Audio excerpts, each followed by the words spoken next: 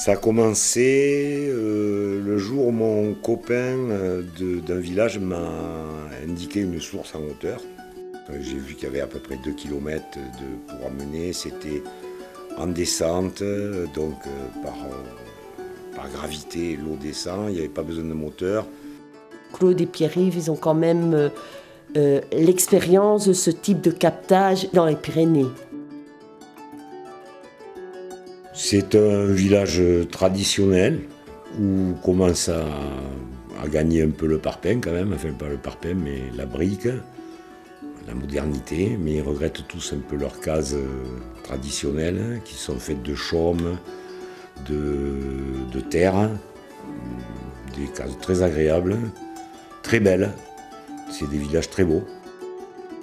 Beaucoup d'orangers, beaucoup de mangues, d'avocats, beaucoup de papayes, beaucoup de fruits tropicaux.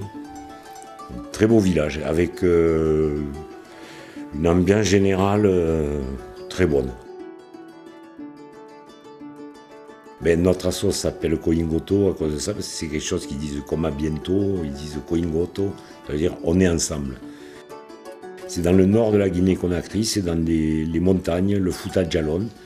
C'est le château d'eau de l'Afrique, on dit. C'est l'endroit où démarre le Niger, le Sénégal, la Gambie. Il y a tout un tas de grosses rivières d'Afrique de l'Ouest qui démarrent de là, quoi.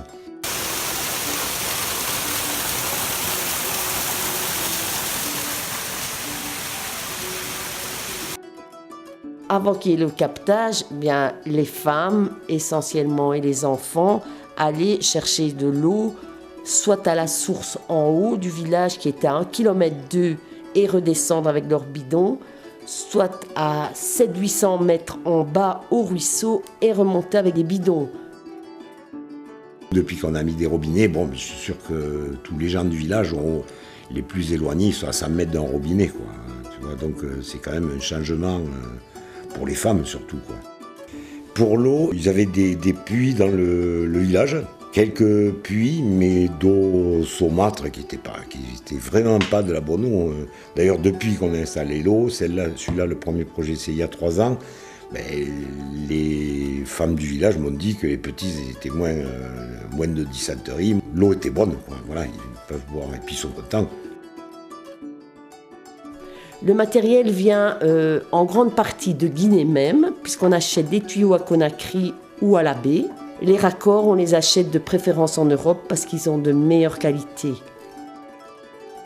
Les 2 premiers projets, avec 4 700 €, on a acheté à peu près, on va dire, une quarantaine de rouleaux de tuyaux, ce qui fait 4 km de tuyaux. On a acheté une quinzaine de robinets, on a acheté tous les raccords qui vont avec, le ciment qu'il faut pour travailler, de la ferraille, des planches, des outils, des pelles.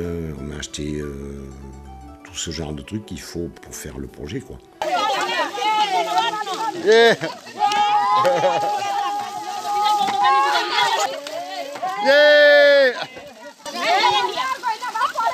Ouais, c'est génial. Ouais.